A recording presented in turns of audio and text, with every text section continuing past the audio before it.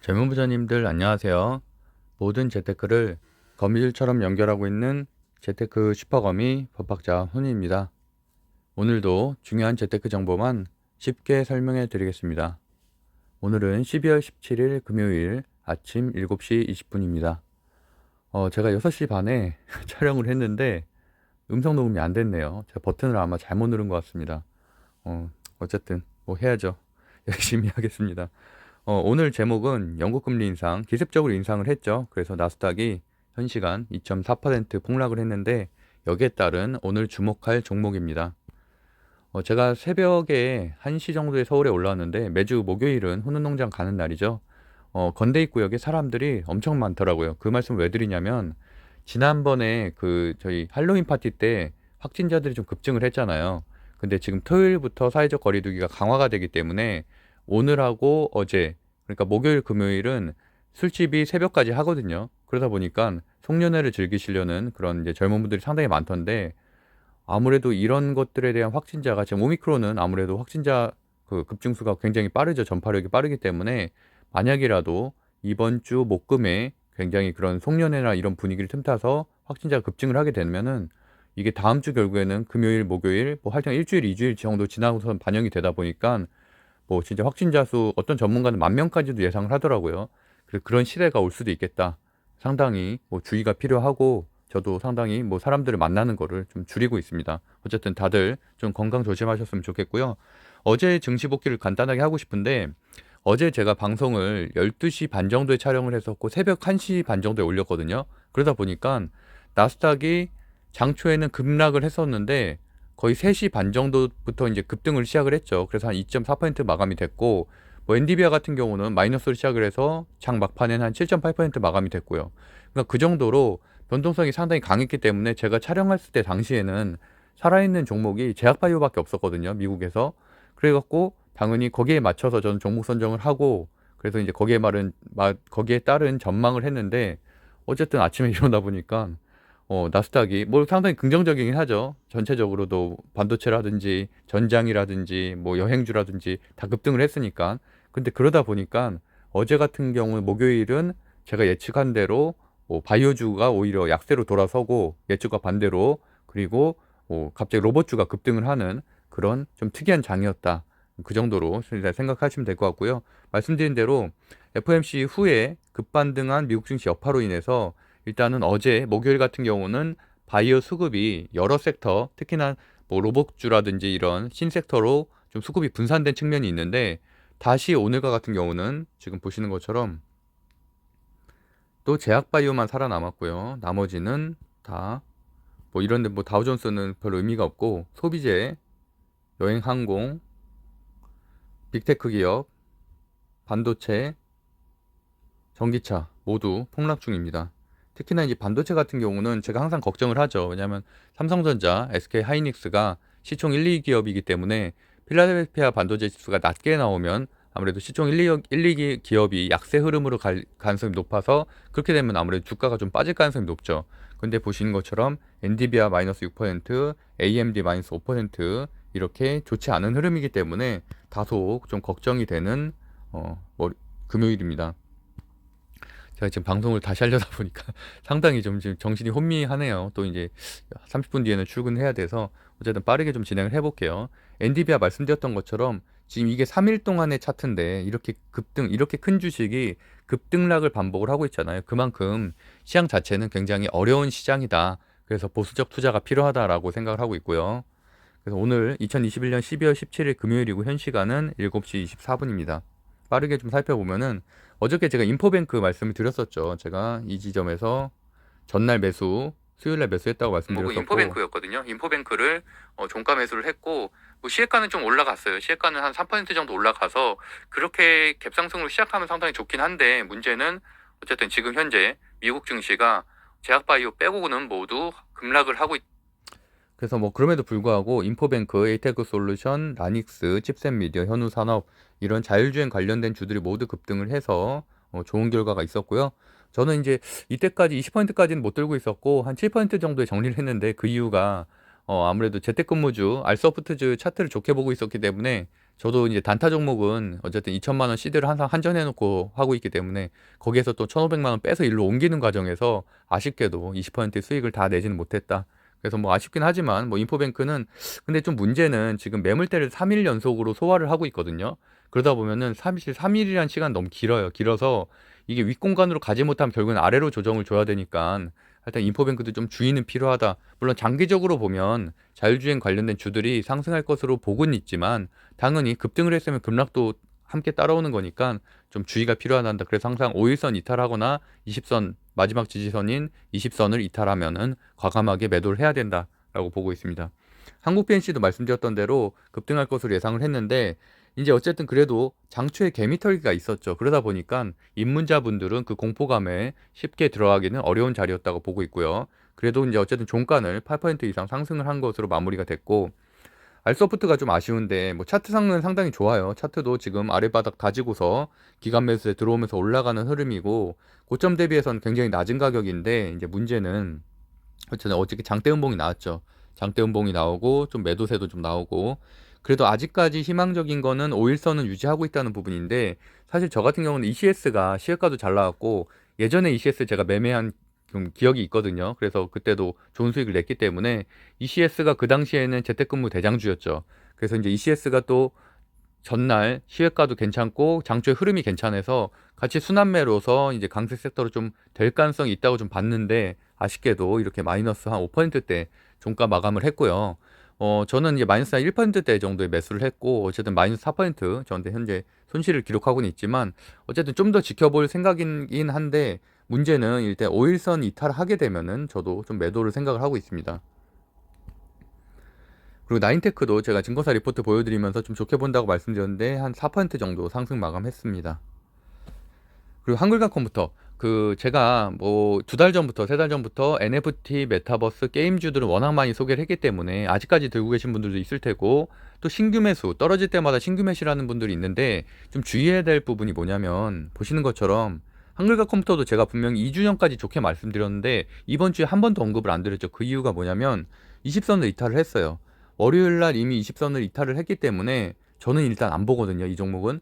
저도 이제 당연히 매도는 그 전주에 했고 왜냐면 그 전주에도 조금 애매했었어요. 애매했었는데 그 뭐 금요일 날이었나요? 하여튼 장대음봉 뜨고 막 이러면서 그러다가 일단 어쨌든 지금 3거래일 연속으로 하락하고 있는데 그 가장 큰 이유는 20일 이동평균선을 이탈했기 때문이죠.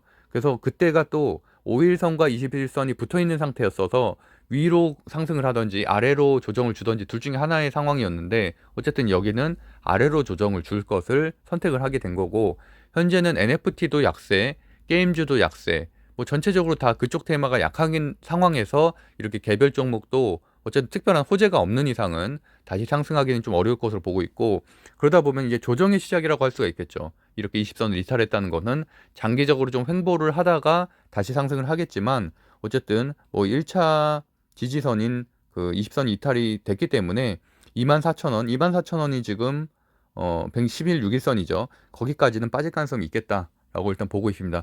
물론 단기 그러니까 데이 트레이딩 하는 분들은 그 와중에서도 수익을 낼 수가 있죠. 그냥 변동성이 있는 주식이니까. 하지만 장기적 수익 관점, 뭐 일주일이든 이주일 관점으로 봤을 때는 전체적으로 하락하는 추세라고 보고 있습니다.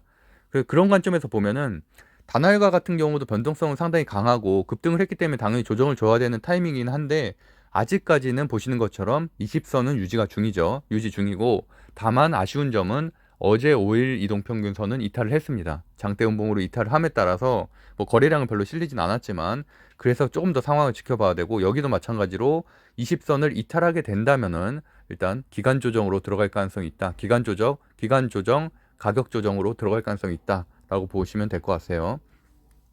그런 관점에서 제가 어저께 종토방에다가 그 공유를 해드렸었던 한국토지신탁이나 하나투자증권 같은 경우는 아직까지는 5일선 위에 있으면서 또 끼를 보여주는 종목들이죠. 또 그 두 가지의 공통점은 기간 매수세가 꾸준히 들어오고 있는 종목이에요. 지금 한국토지신탁도 제가 한 3주 전부터 계속 말씀드리는 종목이죠. 그래서 기간 매수세가 상당히 좋다. 보시는 것처럼 기간 매수세가 급등을 하고 있고 뭐 그럼에도 불구하고 굉장히 뭐 급등하는 종목은 아니죠. 뭐 많이 올라야 한 8%또 많이 떨어지면 한 8% 정도 떨어지는 종목이고 그럼에도 불구하고 아직까지는 뭐 21선 위는 지지하고 있다. 다만 아쉬운 거는 어제 5일선을 좀 이탈을 했어요. 그래서 오늘 흐름, 그다음에 다음 주 월요일의 흐름이 상당히 중요한데 여기마저도 이격이 지금 크기 때문에 사실은 5일선 이탈하는 게 좋은 상황은 아니거든요. 그래서 마지막 지지선인 21선을 만약이라도 이탈하게 된다면 당연히 익절이든 손절이든 결정을 해야 된다라고 보고 있습니다. 주요지표 빠르게 살펴보면은 확진자 수는 7,622명이었고요. 현재 확진자 수 6,993명 코로나 라이브에 뜨는데 결국엔 7,000명은 넘겠죠. 당연히 7,000명은 넘겠고 아까 말씀드린 것처럼 지금 송년회 시즌이기 때문에 사회적 거리두기가 강화가 된다고 해도 이렇게 새벽 2시, 3시까지 막 사람들이 많이 돌아다닐 정도면은 아무래도 이런 것도 좀 우려가 됩니다. 우려가 돼서 어떤 전문가들 지금 10,000명까지도 보고 있다 보니까 지금 영국과 같은 경우는 막 7만 명, 8만 명씩 나오고 있죠, 하루에. 그러다 보면은 우리나라도 안전지대는 절대 아니다. 상당히 주의가 필요하다는 부분이고요. 어저께 코스피가 3,006포인트, 코스닥이 1,007포인트 버텨줬는데 오늘은 보시는 것처럼 나스닥이 전강 후약으로 굉장히 안 좋은 차트를 보여드렸고 그 큰 이유는 뒷부분에 설명드릴 영국의 영국은행에서 영린은행이죠. 거기에서 금리 인상을 본격적으로 단행을 함에 따라서 이제 거기에 따른 여파로 인해서 이렇게 큰 하락이 보였는데 아무래도 코스피도 3,000선, 코스닥 1,000선은 오늘은 좀 지지하기가 좀 힘들 것으로 보고 있습니다. 필라델피아 반도체 지수도 한 3.82% 큰 하락이고 이렇게 되면 아무래도 하이닉스, 삼성전자에도 좋지 않은 영향을 미치겠죠. 엔비디아는 한 6%, 마이크론 테크놀로지는 한 5% 정도 하락을 했습니다. 유럽 증시는 거기에 비해서는 좀 보합으로 잘 버텨줬는데 뭐 어쨌든 좀 상황은 좀 그렇고요. 국채금리는 한 1.928% 하락을 했고 원달러 환율도 0.25% 하락을 했습니다. 원달러 환율 관련해서 이제 한미 스와프가 이번에 연장이 안 됐어요. 그러다 보니까 사실 원달러 환율을 더 이상 방어할 수 있는 수단은 없거든요. 물론 뭐 정부 당국에서야 뭐 큰 우려는 없다고는 하지만 그래도 안전판 하나가 사라진 거니까 그런 부분에 대한 이후 결과에 대해서도 좀 체크를 해봐야 될 것 같고요.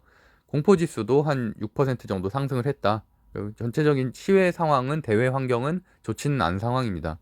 그리고 비트코인도 특이사항은 없고 소폭 하락하는 정도인데 어쨌든 2주 전에 폭락한 이후로 뭐 사실 뭐 일론 머스크 같은 경우도 지금 계속 매도를 하고 있고 뭐 어쨌든 안 좋은 악재들이 전체적인 시장에서 계속 영향을 미치고 있기 때문에 어쨌든 뭐 도지코인에 대한 발언도 있었고요. 그래서 현재로선 가상화폐도 흐름 자체는 약하다라고 보고 있습니다. 관련된 주들도 당연히 약하겠죠. 주요 뉴스 빠르게 살펴보면은 말씀드렸던 대로 나스닥이 크게 하락하게 된 큰 이유 중에 하나는 영국이 이제 기습적으로 금리 인상을 단행했다는 부분이고 영국의 중앙은행인 영란은행이 3년여 만에 기준금리를 인상했다. 그래서 0.15%를 인상을 했는데 이거는 당연히 이유가 물가상승률, 인플레이션이 굉장히 강하기 때문이죠. 그래서 물가상승률이 5.1%로 10년 만에 최고치를 기록했다라는 부분 때문이고 금리 인상은 거의 뭐 3년 4개월 만에 그래서 이제 상승을 하게 된 건데 인플레이션 그래서 어쨌든 여기에서 가지는 큰 의미는 뭐냐면 주요국 중앙은행 중에선 처음으로 액션에 나선 것이다라는 부분이고요. 유럽 중앙은행이 그 채권 매입을 중단하기로 했다. 이 부분까지 그러니까 테이퍼링이죠. 테이퍼링을 중단하기로 했다는 부분. 근데 어쨌든 긴축 속도가 가장 느린 것으로 평가를 받았던 유럽 중앙은행이 또 이런 결정을 내렸기 때문에 확실히 방향은 유동성 축소 쪽으로 간다. 그런 것들은 증시에는 좋지 않은 영향이다라고 해석하시면 될 것 같습니다. 그리고 그 가장 큰 원인은 당연히 물가 폭등에 따라서 선제적인 조치라고 할 수 있겠죠. 그리고 이제 김 총리가 이제 강력한 사회적 거리두기 뭐 예상대로 오늘 나왔는데 4인 그다음에 9시까지가 음식점, 카페 영업 이제 이게 핵심이라고 볼 수 있겠고 당연히 뭐 경기는 다시 이제 좀 위축이 되겠고 이 관련된 주들은 뭐 진단키트 관련된 주라든지 바이오 주에게는 조금 긍정적이고 재택근무 관련된 주, 원격 치료 관련된 주에도 긍정적인 수급 다만 전체적인 시장에서는 당연히 악재라고 볼 수 있을 것 같습니다. 그리고 말씀드렸던 대로 한미 통화 스위프가 이제 올해로 종료가 된다라는 부분이고 금융시장의 안전판 역할을 해왔고 3월에 600억 달러 이후에 이제 세 차례 연장 합의했는데 이제 종료가 되었다라는 부분이고요. 뭐 어쨌든 시장에서는 어쨌든 그 이후의 흐름이 더 중요하지 뭐 정부에서의 입장이 뭐 현재 상황에서는 그렇게 크게 중요하다고 생각하지는 않고요. 어쨌든 뭐 이후의 상황을 좀 봐야 될 것 같습니다. 9시 뉴스에서 주요 뉴스 좀 살펴보면은 영업 9시까지로 제한이 된다는 부분, 그다음에 3차 접종이 고연령층 이상 발응을 좀 줄이고 있다는 내용. 그러니까 결국은 백신만이 현재로서는 뭐 유일한 대안이라고 할 수 있겠죠. 이제 우려되는 부분이 이 부분인데 유럽의 오미크론 감염자가 2, 3일마다 2배로 급증을 하고 있다. 미국도 마찬가지고요. 영국이 지금 한 1일 확진자 수가 7, 8만 명 정도 되죠. 굉장히 급증하고 있기 때문에 델타 변종 바이러스, 오미크론 바이러스가 합산을 해서 굉장히 기승을 부리고 있다. 그래서 우리나라도 10,000명까지도 갈 수 있다라는 전문가의 우려들이 나오고 있습니다. 그리고 현대는 중공업 노조에서 6,300억 원 통상임금 소송 사실상 승소를 했기 때문에 당연히 이런 부분은 현대 중공업 자체에는 뭐 없던 비용이 나가게 된 상황이니까 당연히 악재라고 볼 수가 있겠죠. 그리고 삼성전자에서 차량용 반도체 관련해서 이제 뭐 좀 주요 뉴스들이 좀 나왔는데 자율주행과 커넥티드카 등을 뭐 첨단 기술을 갖춘 그런 반도체 산업에 좀 투자를 하겠다라는 내용은 사실 예전부터 계속 나왔던 내용이고 이제 본격적인 기사들이 좀 나면서 당연히 이런 것들은 자율주행 관련주들에게는 호재가 되겠죠. 투자를 하겠다는 내용이고 최근에 어제도 이제 로봇 관련된 주들이 10개나 상승률 32 종목에 차지할 정도로 급등을 하는 모습이었는데 그렇기 때문에 오늘 주제 중에 하나가 과연 로봇주들이 메타버스나 NFT처럼 그런 강세 섹터로 올라설 수 있을까에 대한 제 생각을 한번 정리를 해보겠습니다. 보시는 것처럼 로보티즈가 이제 또 이틀 쳐주고 상한가를 다시 기록을 했고 그러니까 2번 상한가를 된 거죠. 그리고 유진 로봇도 2번 상한가 이후에 지금 단일가 거래가 됐고요. 그 외에도 T 로보틱스, 레인보우 로보틱스 이런 곳들 다 급등을 했는데 그 다음에 더 이번에 좀 체크를 해봐야 될 문제는 그 로봇을 생산하는 종목들 이외에도 로봇 관련된 주들이 또 이번에 급등을 했다는 거예요. 뭐 나무가라든지 러셀이라든지 뭐 이런 것들. 그러다 보니까 반도체 같은 경우도 반도체 파운더리뿐만이 아니라 반도체를 그 소부장, 소재, 부품, 장비들이 같이 상승을 하는 것들이 어떻게 보면 섹터 하나를 크게 이루고 있는 거잖아요. 그것처럼 여기도 관련 기술, 그다음에 관련 부품을 생산하는 곳까지 같이 움직였다는 것은 상당히 유의미하다. 그래서 저 같은 경우도 이 화요일 날 이런 내용을 다뤘었죠. 그래서 로봇 관련된 주들이 과연 지속성이 있겠는지에 대한 부분이었는데 그 당시엔 사실 제가 좀 다소 부정적으로 봤어요. 왜냐하면 실적이 없는 곳이기 때문에 실적이 없고 사실 완전히 미래에 투자하는 곳이기 때문에 그렇게 생각을 했는데 이렇게 부품주들까지 같이 움직였다는 얘기는 좀 얘기가 다르거든요. 그래서 어쨌든 다시 상한가를 기록한 부분도 그렇고 부품주들이 이렇게 같이 움직였다는 부분 좀 긍정적으로 다시 좀 보고 있습니다. 당연히 그 시작은 삼성전자에서 로봇 사업부를 구성을 해야겠다는 부분, 그 다음에 3년간 240조 원을 이런 신사업 같은 데 투자를 하겠다는 내용 때문에 이런 것들이 시작이 됐고, 거기다가 또 추가적으로 예를 들어 LG전자가 로봇스타를 인수합병한 것처럼 삼성전자도 혹시라도 국내 기업들 중에 인수합병을 하거나 지분 투자를 하는 곳이 있지 않겠나라는 이런 추측성 기사들 때문에 사실 급등을 하게 된 것들이고요. 어쨌든 이런 것들은 로봇 산업군 전체에는 당연히 긍정적인 영향을 미치고 있다고 보고 있고 아무래도 시총이 아직은 1,000억대, 2,000억대밖에 되지 않는 기업들이 많기 때문에 이런 것들의 밸류에이션을 좀 상단으로 끌어올리는 그런 큰 재료라고 할 수 있겠습니다. 일단 제가 좀 더 주목하는 곳들은 일단 기존에 뭐 상승세가 좋았던 유진 로봇이나 로보티즈 뭐 이런 것들도 좋지만 그런 것들보다는 추가적으로 나무가나 러셀이나 뭐 이런 것들처럼 이렇게 관련된 주들, 로봇과 관련된 주들도 한번 체크해 봐야 된다. 러셀가 같은 경우는 자회사가 러셀 로보틱스인가요? 하여튼 거기가 이제 IPO를 앞두고 있죠, 내년에. 그리고 이제 나무가 같은 경우는 카메라 모듈이라든지 이런 것들 자율주행 관련된 기술을 가지고 있는 곳이기 때문에 한번 체크해야 되고 오늘도 좀 상승 여력이 충분히 있다고 보고 있습니다. 반면에 이제 유진 로봇이나 로보티즈 같은 경우는 LG 지분 들고 있고 특허도 최근에 이제 뭐 나오면서 급등을 했는데 뭐 이런 것들을 오히려 좀 쉬어가는 흐름이 나올 가능성은 좀 높죠. 그리고 또 레인보우 로보틱스도 제가 2월달, 3월달에 좀 몇 번 다뤘던 종목인데 신규 상장주예요. 그리고 산업용 로봇, 그다음에 로보스타 같은 경우는 LG가 지분을 많이 들고 있는 계열사고요. 그다음에 T 로보스틱스도 이제 헬스케어 관련된 로봇, 그다음에 로보는 교육용. 그래서 여러 종목들이 많은데 그래도 어쨌든 로봇과 직접적인 생산을 하는 것들은 한 8종목 정도가 되고 나머지들은 이제 관련된 주로 정리를 해 놓으시는 게 좋을 것 같습니다. 그래서 어쨌든 여기 있는 곳들이 다 순환매를 돌면서 상승을 하니까요. 어쨌든 가장 지금 뭐 대장주로 볼 수 있는 곳은 당연히 유진 로봇이고 그 다음은 로보티즈 정도 체크하시면 되고 오늘은 나무가나 러셀 뭐 이런 곳들 T 로보틱스 이런 곳들 중심으로 보시면 될 것 같습니다. 일단 반면 어쨌든 미국 증시가 현재 또 제약 바이오만 강했던 날이기 때문에 이렇게 반도체에 조정받고 차량 그 전기차도 조정을 받기 때문에 과연 수급이 다시 월화수처럼 바이오나 이런 쪽으로 회귀를 할 것인지, 또는 이렇게 신산업인 뭐 이런 로봇 같은 데로 수급이 다시 분산될 것인지, 아니면 또는 개별주 장세로 움직일 것인지를 한번 살펴봐야 될 것 같고요. 아무래도 금요일, 아무래도 매수세가 좀 약화되는 금요일이기 때문에 오늘은 또 특별하게 강세 섹터라기보다는 좀 개별주 장세 속에서 진단키트 관련된 주라든지 이런 것들 중심을 좀 상승하지 않을까 좀 보고 있습니다. 그래서 말씀드렸던 대로 부품주까지 움직였다는 부분은 어느 정도 강세 섹터로 가는데 큰 역할을 하고 있다라고 보고 있고요. 다음 주 월요일이 더 중요하다고 볼 수 있겠죠. 아무래도 주말, 토요일, 일요일 좀 쉬어주는 경우가 많기 때문에 계속성 여부가 있는지, 테마의 계속성 여부를 지켜보는 게 더 중요하다고 보고 있고요. 증거사 리포트들은 고바이오랩, 뭐 네오이뮨텍처럼 JP모건 컨퍼런스와 관련된 기업들 중심으로 좀 체크해 보시면 될 것 같습니다.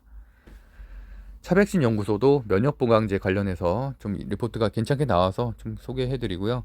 대상포진 백신 임상을 통해서 면역보장제 강화 가능성을 확인을 하고 있다. 뭐 이런 내용이고요. 그다음 현대글로비스도 2022년에 수주공시 뜨면서 계약 규모는 한 5,018억 원 정도. 그래서 뭐 그런 내용들 나오고, 더 중요한 건 이거죠. 2021년 4분기 실적 기대치가 10% 이상 상회할 것으로 컨센서스 상회 예상으로 전망이 된다 라고 보고 있고, 전장 쪽에 그래도 최근에 흐름이 괜찮아요. 제가 한 월요일 날 말씀드렸던 현대오토웨버도 지금 거의 4거래일 동안 15% 정도 상승을 했고 상당히 좋은 흐름 보이고 있습니다. TK케미칼 같은 경우 SM상선에서 지분 그 인수 그것과 함께 실적에 대한 또 리포트들이 나왔어요. 그래서 2021년 순이익이 3,938억 원인데 2022년에 증이익이 가능하다라는 괜찮은 리포트가 나와서 한번 체크해 보시면 될 것 같습니다. 넷게임즈 회사 합병 결정이 아까 한 50분 정도에 나온 것 같아요. 5시 한 40분인가 그때쯤에 나온 것 같은데, 내용을 보면은 그 넷게임즈가 합병 회사고요. 넷슨 GT 피합병 회사를 이렇게 인수하는 내용이고, 그러다 보니까 아무래도 시혜가가 좀 큰 상승이 있겠고, 일반적으로는 피합병 회사가 더 주가 상승률은 크죠. 그래서 그거 한번 체크해 보시면 될 것 같습니다. 그리고 바이오니아에서도 수주 공시 있어서 한번 체크해 드리고요. 그다음에 하나시스템에서도 이거 수정 계약 체결인데 1년 연장이 된 거고, 그다음에 조금 더 계약 금액이 늘어난 거고요.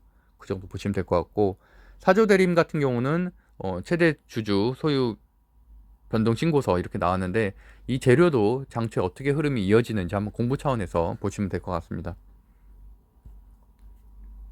주요 증시 빠르게 살펴보면, 제가 두 번째 촬영이다 보니까 말을 좀 더 빠르게 하고 있네요. 빨리 지금 씻고서 나가야 돼서.